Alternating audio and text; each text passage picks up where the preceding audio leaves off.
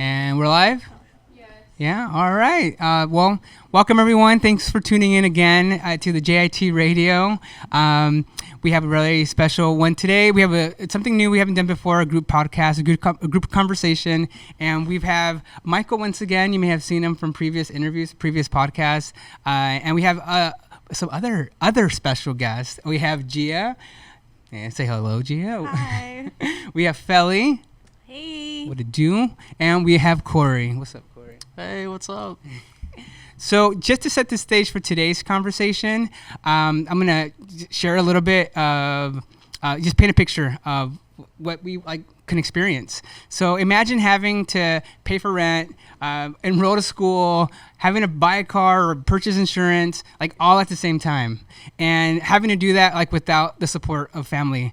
No aunts, no uncles, no grandma, no nana, no dad, no mom. You might even have some supportive parents, but they're not supporting your dream, your vision, right? So growing up and transitioning into adulthood could be a little challenging sometimes. And that's what we're going to talk about. But we're going to flip the script. We're not going to talk about challenges. We're going to be talking about wins today.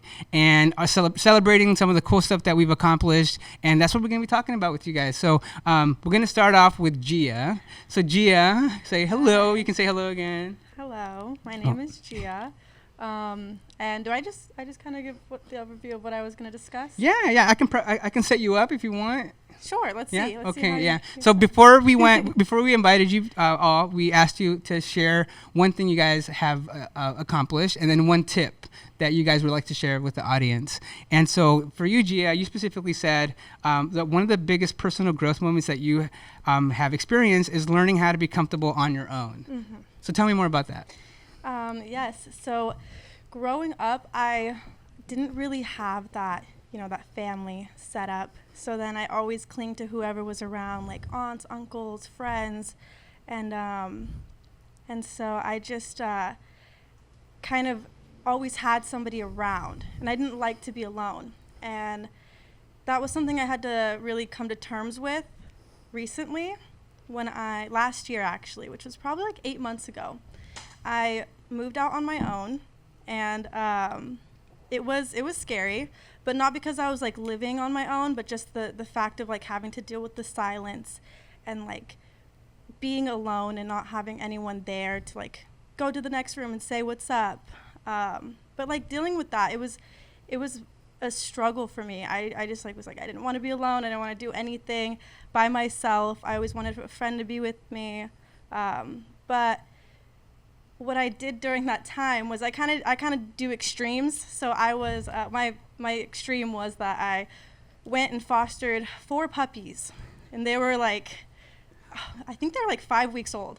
So they weren't even going outside or anything like that. They were huddling together, and it was a mess because one, I had to clean up everything, all of that stuff, and then every morning, 5:30 a.m. on the dot, they would bark, and then they would be there wanting to be fed, and then I'd go into the kennel area that I had them in. Not like a kennel, but a little playpen area that I set up. Very spacious. And as soon as I went in, they would start biting my legs and stuff, and it was kind of a rude awakening, but it definitely helped me manage being on my own, where I didn't need a human to be there, and I started realizing I don't need dogs either after dealing with 4 of them. So I did things like that. I hung out with a lot of friends, and then my friends, I started realizing were actually takers. They take a lot from me. They take my time and my energy. And there was a time where I had food instability, and this one friend of mine would come over, and she would just take, and she knew I was struggling in that way, and she would just come over and she'd take all my food, and she would just, she was kind of inconsiderate in that way. And so and then I started realizing, okay, maybe being on my own isn't so bad.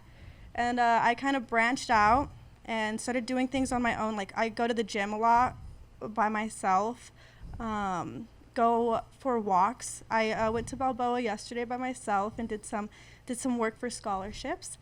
And I'm learning to do other things. I'm learning how to play pickleball. I'm starting to make more connections when I'm out on my own. and talking to people. And I think that's just something that I never thought I could actually do. And I'm here right now, like, living it, and I'm really, I love it. Like, I'm so happy to go home and there's no one that's gonna be there. Like, I can just, like, sing at 2 a.m. to my heart's content, and it's just, yeah, I'm very, very happy to have learned this lesson of, like, living on your own and being okay by yourself, and knowing that, like, only you have you, and it's best to have you as much as you can. So yeah. Yeah. Well, thanks for sharing. It seems like this is a recent like transition for you, because this was like 8 months ago. Yes. Right. And then you mentioned having to learn how to be in silence. I thought that was very interesting. And I want to see if anyone else has that experience with that. Like, what do you guys do when there's like too much quiet going on because there's like no one around? And then also the takers part. So that I found those two things very interesting, and I wanted to see if anyone else has experienced anything like that. Corey. Yeah, I have. So, sorry, I'm still trying to get this worked out.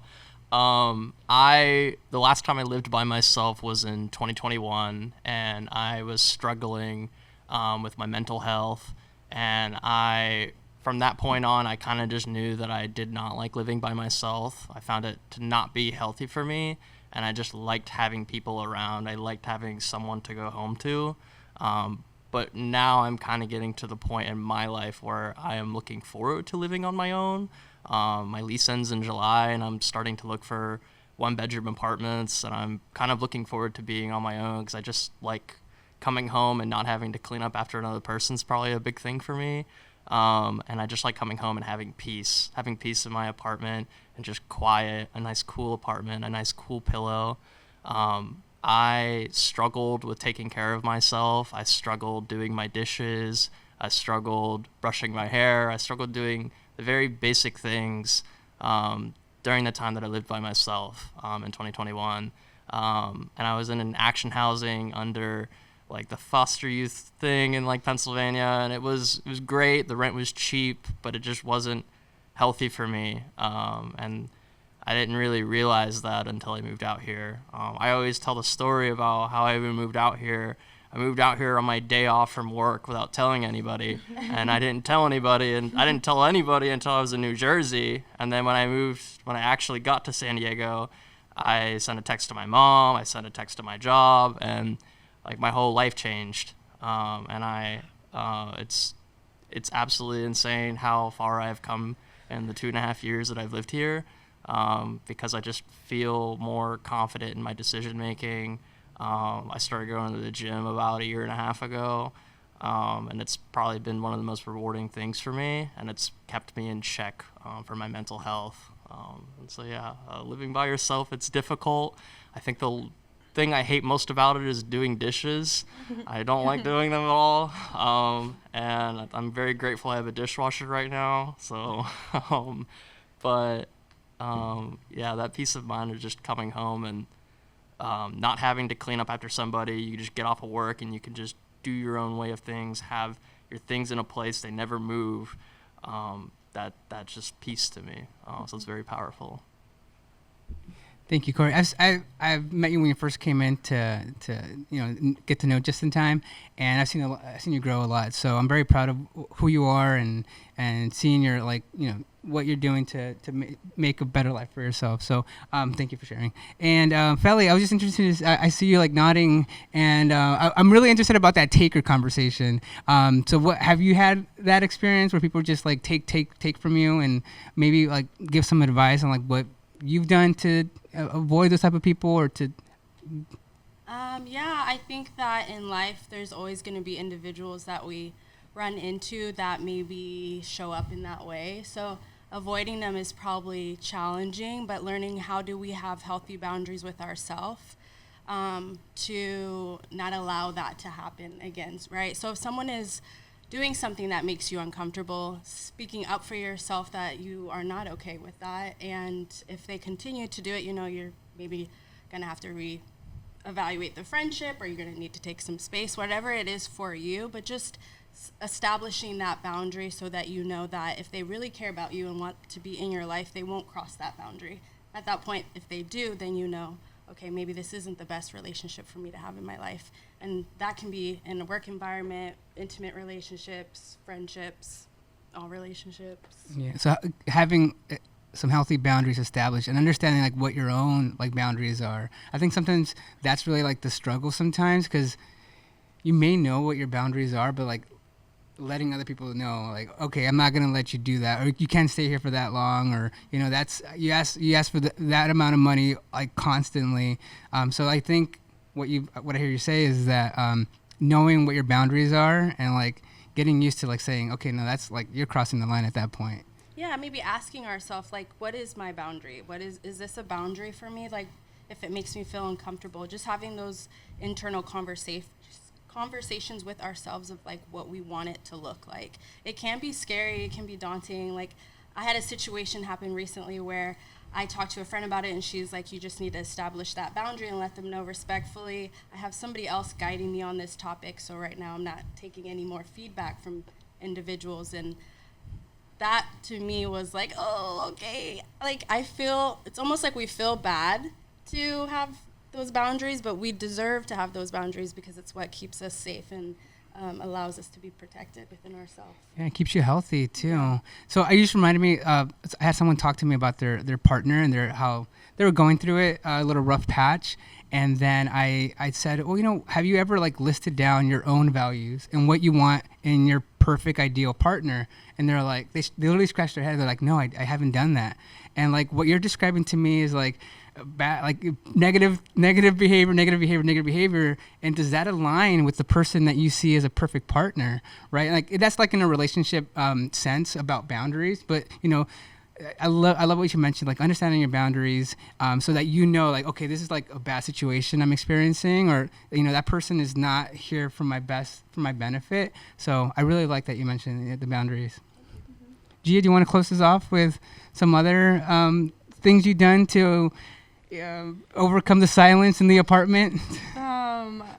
Yeah, I like to do magic tricks. Don't ask me to show you anything right now. I don't have anything prepared. Can someone get us a deck of cards? But I've been doing like little hobbies here and there. Like I've been drawing a little bit more. Something I actually found with Just in Time, that I have a tiny bit of artistic talent that I didn't know I have. And then like singing. I will sing my head off all day when I'm alone. That'll fill the silence. Yeah, it definitely does. What's the last song that you sang? I don't know. I'm always thinking of a song for whatever. Like if someone says something, I'll kind of think of a song that's related to that, or like if whatever the vibe is, I'll like think of a song in my head. That's a vibe. Yeah, like that's a vibe. Yeah, singing. Well, something. Michael is a producer and he's a rapper. He's also, he's very very artistic in many ways, but that could be a potential collab in the future. Yeah. I can definitely relate on that part. Mm-hmm. Like, y'all heard of vocal stems? Like, I'll just walk around the house and be like, dang it! Just for no reason or something. But it will be filled with singing a lot of the times too. So you do the same thing. Yeah. You just sing when you're alone. Yeah. Nice. That fills the silence for me. Mm-hmm. Definitely. I could only sing in my car. I can't, like, I don't do it in my apartment. I feel like in my car, I just like it because I just like blasting my music and just like singing. But like in my apartment, like maybe I'll sing in the shower like, once in a blue moon. But yeah, but mostly in the car. Mm-hmm. Mostly in the car type of thing. I will say too, one of the reasons I love this subject being brought up is because I think for a lot of people where we come from, we don't have environments that are conducive for us to grow and to find ourselves. So this having a conversation where we can touch on things like we just did, like how do we fill that silence? I think that's a good quote to like encapsulate that whole vibe. But it's valuable to share to people. It's valuable for us to find out. I just wanted to note that. Yeah. I've never heard of the vocal stem concept. I thought you were like vocal waves. That's what I thought you were referring to. So just like shouting things out at random. Is that what it is? Yeah, literally. You probably heard me do it in the office too, but I will just say the most random things, or the same thing when I hear like words, like that I know are in a song. I'll just start singing the song, and I can because it's my place, and I'm not bothering anybody. Yeah. Well, thank you for enlightening me. I'm gonna be paying attention to whenever I'm screaming out and just random things. I'm just going to transition over to Corey and his learnings with adulting and transitioning into like new stages in life. You mentioned that one success that you've had is feeling secure in your decisions that you make. So can you tell me more about like what you meant by that? Yeah. So probably one of the most common questions I get about moving to California is, do you regret it? And I think for a while there, the answer was yes, because I did it with no preparation. And the only thing that I had when I moved here was just like, I think I had about maybe $10,000. So I was living off of that for a while. And I had gotten like a job at Target and I was just getting situated. But I didn't realize how much I didn't do until even now. Like I still kind of figure out like some of the stuff that I haven't done when I moved here. I still don't even have a California ID, and I've lived here for 2.5 years. I like my Pennsylvania driver's license, and I'm just stubborn, and I don't want to go to the DMV. But I feel like being confident in your decision making is like it's growth. For a while there, I was very unsure if I wanted to stay, especially about 1.5 years ago. I had went back to Pittsburgh, and I saw my family for Christmas, and I just kind of remember it didn't like feel the same. I felt like I outgrew Pittsburgh and I wanted to come back, and I like a challenge. I like being challenged, and I feel like California is like the ultimate challenge for me because it's just me. I don't have any family here.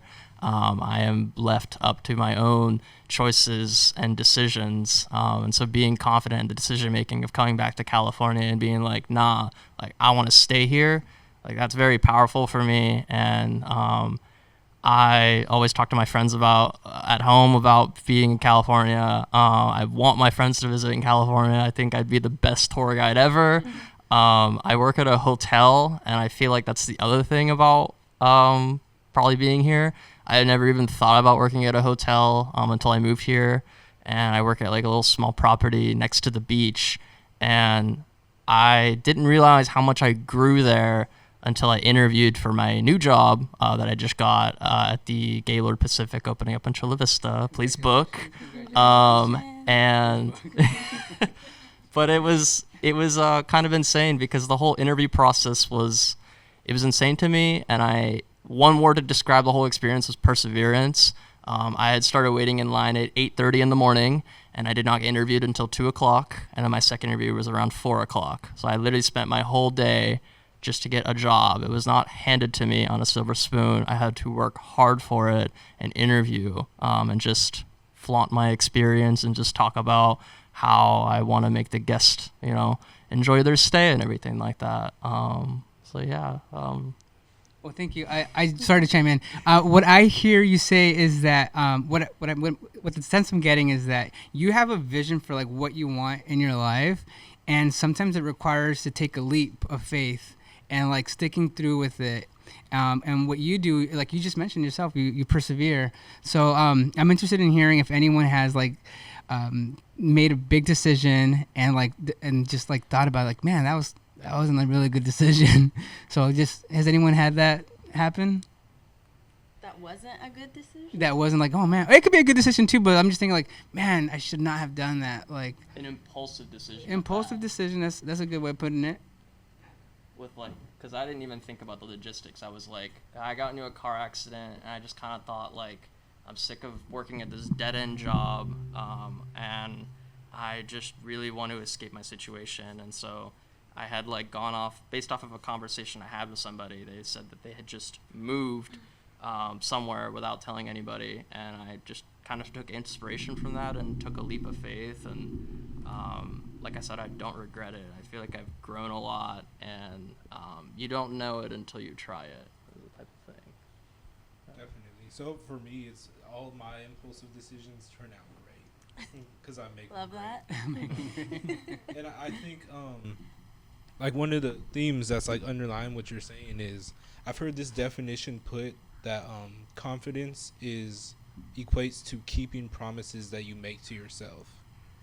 So when you can show yourself that you can accomplish when you put yourself out there, such as waiting for a whole day at the resort or moving to a place that you're not too sure of, but you can prove to yourself that you can support yourself and move forward, then that sort of exemplifies that power of like confidence or showing yourself that you can do something. I think it's very valuable. I'm also a firm believer of like things happen for a reason, and so I feel like you were called here for a reason, and there's something that is here for you, and maybe you found it, maybe you haven't yet, but I think that there are very minimal mistakes that people make when they are making an active choice to do something, because it just means that's like what their mind wanted, and that's what like whatever you believe in wanted for you at the time. So that's why I don't have any regrets. I don't have any mistakes, because whatever happened for a reason, and I'm here today because of it. So that's just how I think of things like that. That's powerful. That's good. That's a good note. Valley, you have anything? Well, this kind of goes to what I was going to talk about, but trusting your intuition. To me, that sounds like you were trusting your intuition. It can look like spontaneous or like not well planned out, but to me it sounds like she was saying, you felt called to do something, so you trusted your intuition and you followed it, and I think that's powerful. Mm-hmm. I feel like a lot of therapy has gotten me to the point where I'm very like reflectionist of like my life. I feel like my theme for like this year is just like keeping the peace but also continuing to grow. I've been at my job pretty much since I've moved here, and I don't like feeling stunted. I don't like settling for what I have. I always want to strive for more, and that's just like how my mindset always works. Like I graduated high school with a 4.5 GPA, and I was like, all right, like what's next? Like I didn't even take pride in that. Because to me, like there's always more to do, and that's just kind of how like my mind operates. Like when I moved here, like my mindset was like, all right, I'm going to take care of myself. I need to get a job. I need to get a car. I need to do this, that, and the third.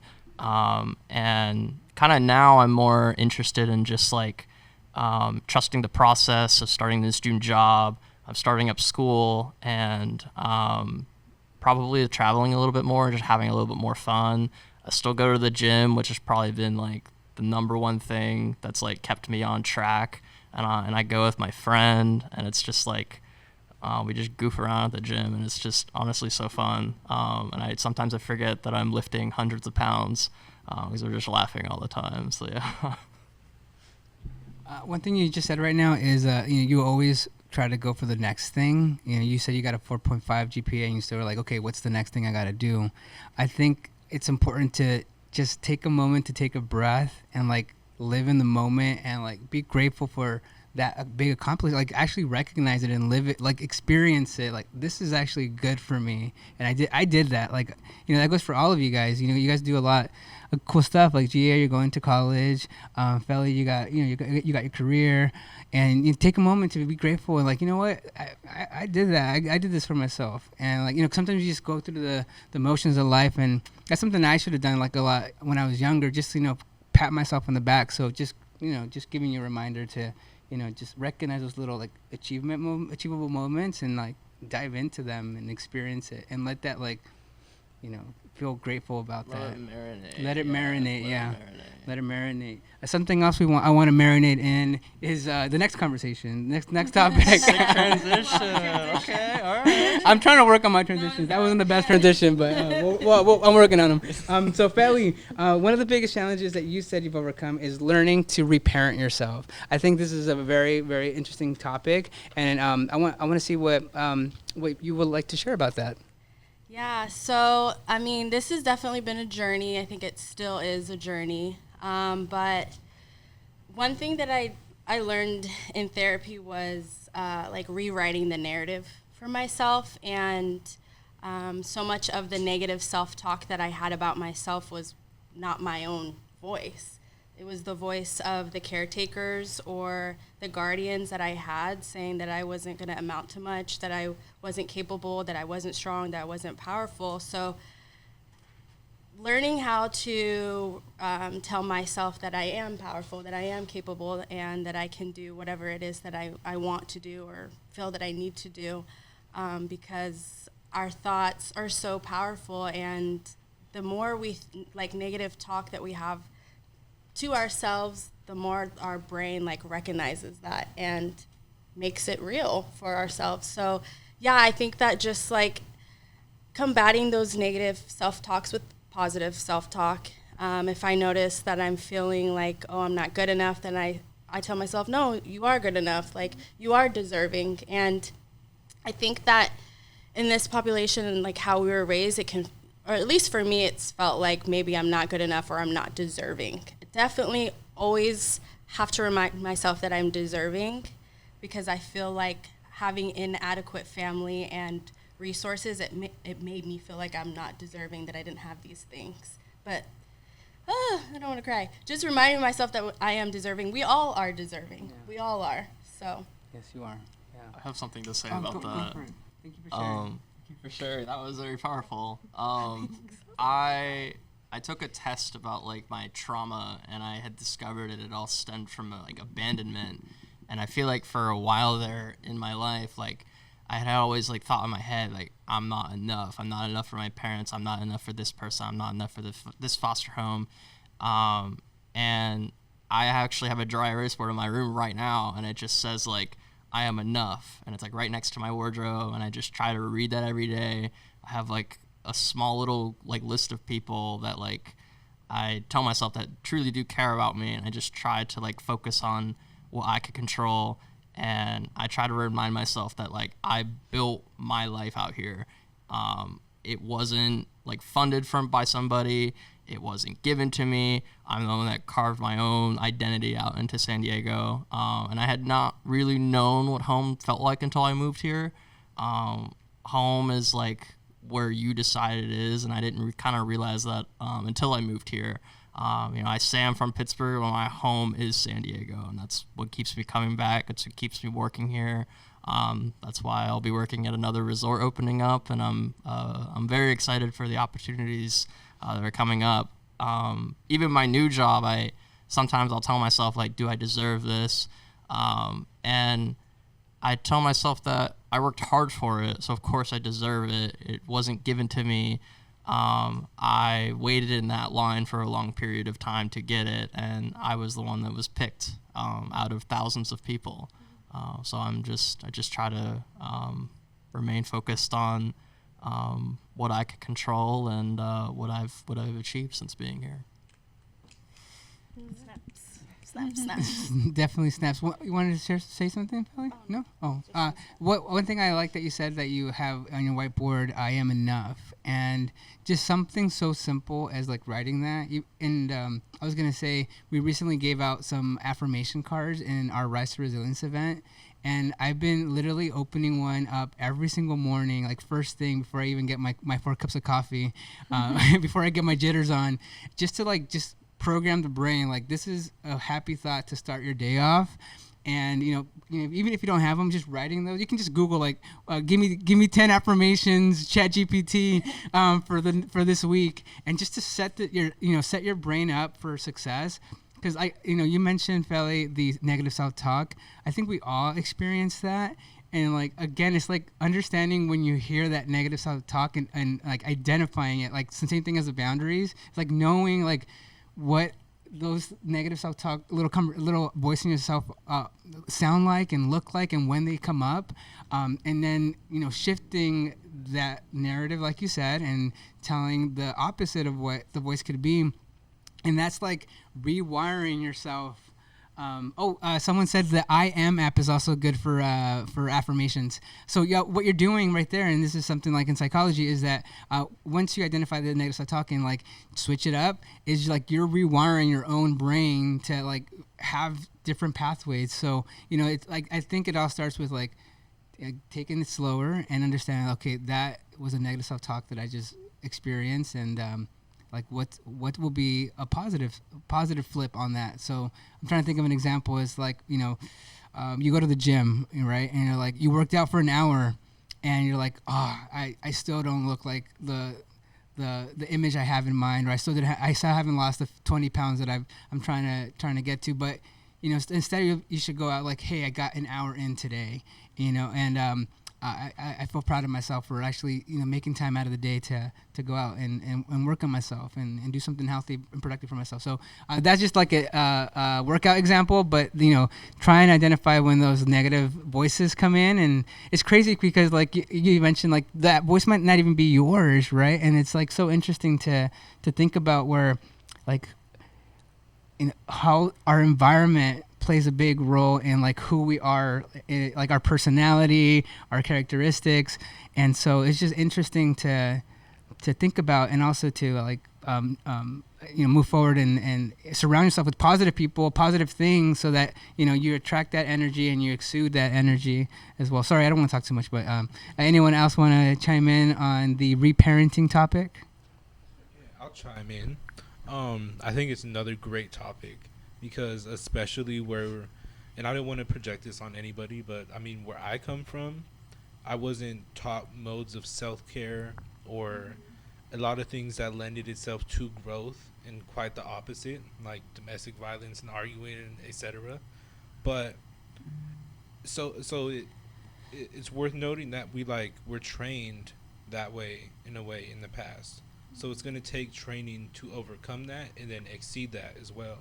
So especially like in having your own place and being able to set and create an environment for yourself where you can begin training is the thing. And that is adulting, and finding different modes and methods that work for you. Something that we didn't find out maybe when we were kids, but now is the time to do that. So like, I didn't grow up being raised to use Google Calendar. I don't know if any of you did, but I didn't. I wasn't raised with affirmations. I wasn't raised with art. I wasn't raised with networking. I wasn't raised with going to college and driving myself to everything that goes into that. But finding those things for yourself and implementing them routinely, finding something that works for you, is that adulting as I perceive it. I think it's like I said, it's remaining confident in your decisions is probably like the struggle that I have, like being an adult. Another thing I try to remind myself is I'm only 23. I moved here a month before I turned 21, with kind of no plan, and now I have like a plan. I have like a life, and so now it's just sustaining that life and sustaining those relationships. And on the topic of, I know we were talking before about people taking from your life and not giving much back. I struggled with a lot in Pittsburgh. I had so many friends, but what I realized when I moved here is that a lot of them weren't truly friends. And I only have a handful of people that I truly, really do miss since moving here. And I feel like you don't realize the true people you have in your life until you move across the country 3,000 miles away.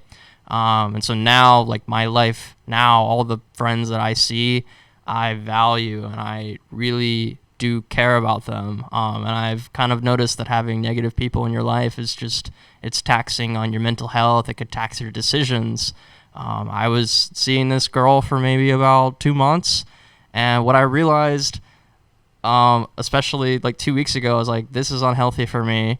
I have way more important things to do. I'm starting a new job. I'm going back to school. Like, this is not worth it to me. And she just treated me in a way where I was just like, why would you treat me like that? Like, I've done nothing but be nice to you. And it's very frustrating, having someone fail on you in that part. But all you can do is just control what you do and move forward. So I blocked her, and now I'm going to do my own thing. And that's very powerful. Like I said, remaining confident and securing your decisions is very, very important, and maintaining those decisions. I did want to say one thing in terms of the reprogramming, and you mentioned something earlier about the reprogramming, and I just want to say that, we have these expectations or these things we want to do, and sometimes we don't, and that's okay. And to meet ourselves with grace, because sometimes we're not going to make that goal, or sometimes maybe we forget to do the affirmations in the morning, and that's okay. Like, just to show up and give ourselves grace. And when I think about giving myself grace, I think about little baby Felly and giving her a hug. because she didn't get the hugs that she needed. And so giving myself grace now is just being kind to myself and giving myself that hug. Definitely. That's a great picture to paint. It's a great. good visual. And, I'm gonna do that for sure. Maybe you.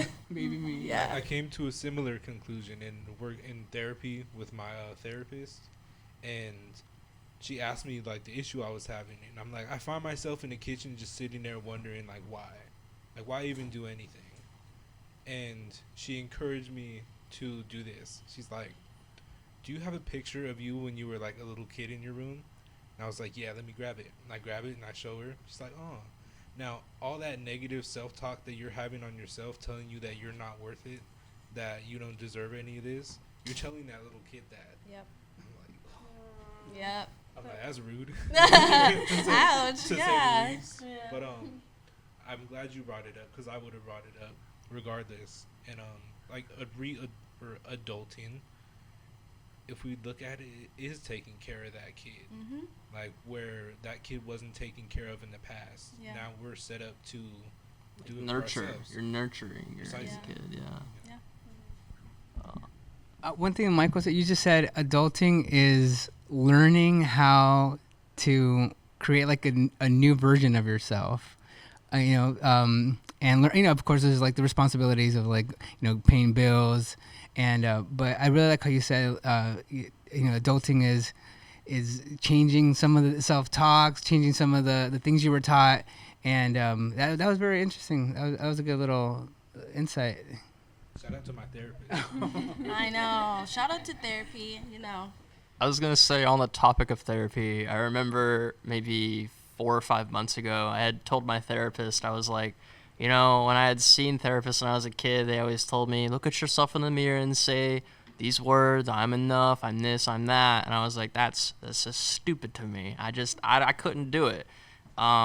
And so for me, like, I do have those affirmation cards, but I just like the idea of just writing it out. When you write something out, like, it's just powerful because it's you writing it. And like I said, I have that dry erase board there right next to my wardrobe. I get, have to change clothes every single day, so I have to look at it every single day.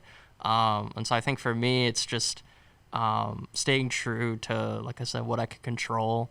I think therapy has been a huge tool for me in terms of healing and being confident in myself. And I don't know, like I said, I don't really settle for anything. Like when I'm at the gym, like I always just want to do more and just push myself further and further, to really challenge myself both physically and mentally. I say that at the gym, 65% of lifting is mental energy. If you don't believe you can lift it, you can't lift it. Whereas to just the physical strength is the physical aspect of picking up a weight. But I think believing is more powerful than just the strength of lifting something. I'm going to try that when I'm trying to lift a 500 plates and then my bench press.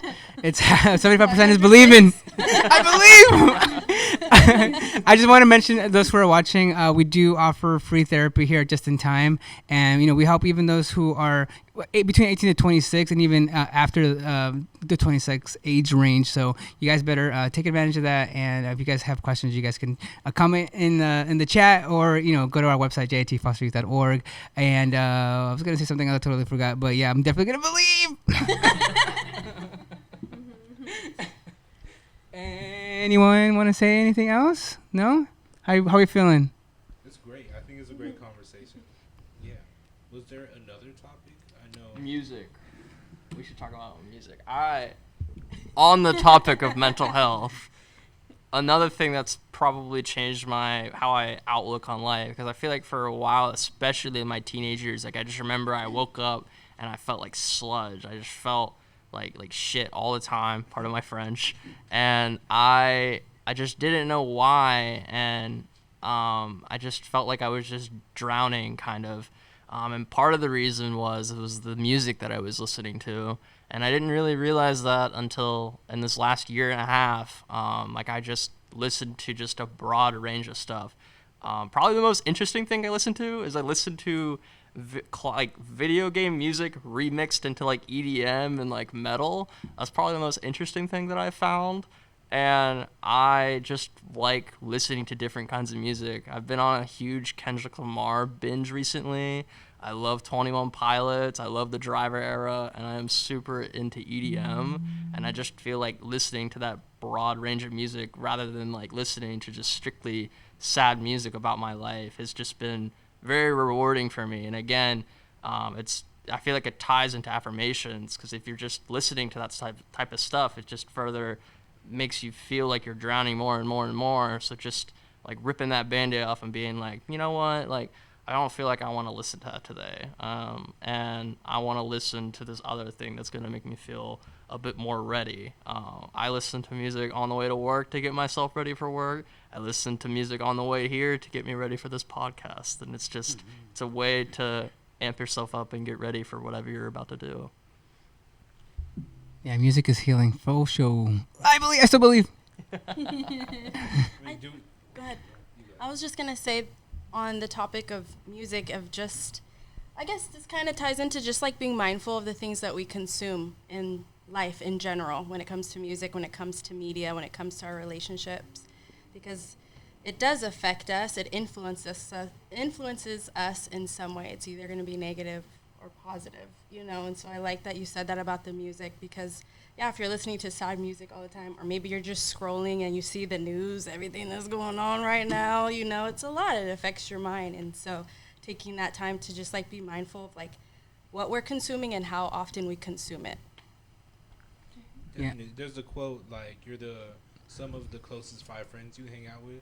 Mm-hmm. You might also be the sum of the 5 songs you listen to the most. That's a good twist. He coming with the quotes. He comes with a lot of stuff. He was growing up. He was called a philosopher. Can you tell us about that story, Michael? Tell us about that story. Well, because I wanted to ask the group this question too. Like, what was one unconventional thing that you learned to adult yourself that you would have guessed would have been that, like, growing up? But for me, and like the philosophy note, I was like 7 years old at that point, never really knew what I wanted to be, or where I could find myself. I felt like I was wrong doing so many other things until I was trying to like talk my way out of something, like an issue at home, and like one of my parents told me that I should be a philosopher. And I'm like, oh, that makes sense. I actually get it. Like, at 7 years old, I get it. So it played into a lot of what I do now, and working with art and working with psychology and working with students and teaching. I was able to cultivate that, so now I can use those skill sets and actually apply them in adulting to do things I never would have considered when I was that young. But yeah, I wanted to ask y'all what unconventional adulting hack. Yeah, something you never thought you would do is like a means of healing or growing or so on when you were a kid. I would say probably using a calendar. I didn't start using it until I moved here. And the reason I did is because the person I was with at the time had so much stuff that she did that I just couldn't keep track of it. So I had downloaded an app that combined both of our calendars, and I paid like a $5 subscription, and it just provided that peace of mind that like, oh, we can plan it on this day or this day. And I still use my calendar to this day. I wouldn't have known there was a podcast today without my calendar. And I feel like the other thing is, I just lost my train of thought.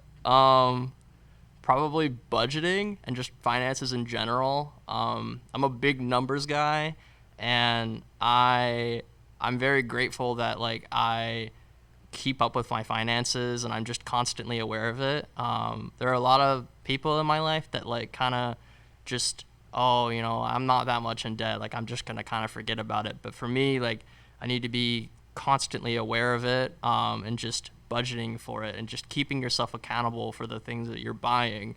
I canceled my Netflix subscription recently. It's been rough, I'm not gonna lie, but I'm just focused on what I do have, which I have YouTube Premium, and I strictly watch YouTube Premium, and I have my friend's Amazon Prime. So I've been watching just those two things and just sticking true to my budget.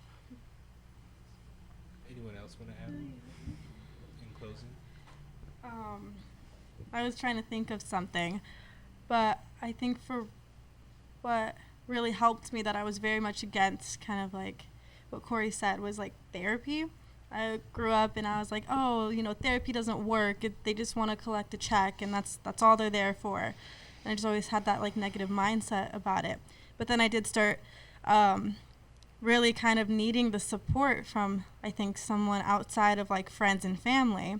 And then I realized like talking to somebody else and like kind of putting yourself out there in a way to be vulnerable with someone you don't know has kind of been a way for me to parent myself, because it's like I'm trying to see how other people handle my emotions so I can handle my emotions with myself, because I see how other people do it, because I didn't have that sense of like how people would take care of me growing up, because I felt like I had to grow up on my own and do all these things like on my own. So seeing a professional help raise me, I think really helped me be able to raise myself and give me the skills to do that. I can definitely relate. Yeah. No. I mean, I totally agree. Talk therapy, and other forms of therapy, maybe like meditation, yoga, working out, are also super helpful. Thank you, Felly.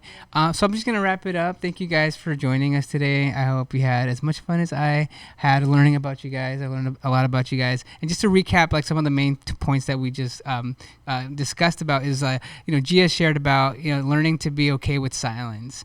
Corey said, being confident in taking the leap sometimes in some of the decisions that you make, and, being okay with even some risky decisions that will and ultimately result in like a positive outcome. And then Felly, you talked about learning to reparent yourself and some of the things that you do to turn yourself into a beautiful butterfly.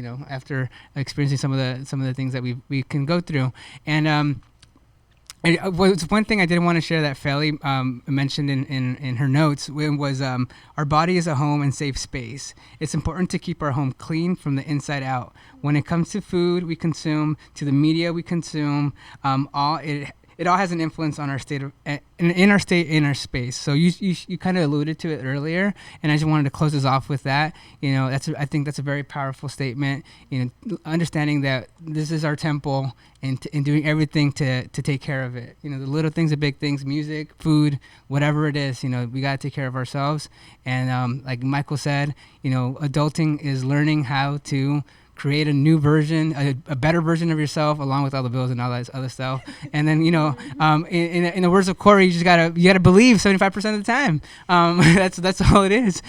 So we really appreciate everyone for joining us today. We hope we get to do another one soon. And then appreciate everyone who's online, and anyone who watches us after we make the edits. So if you guys have a topic that you guys would like to have us talk about, if you guys would like to be part of the podcast, part of the conversation, we would love to have you guys over.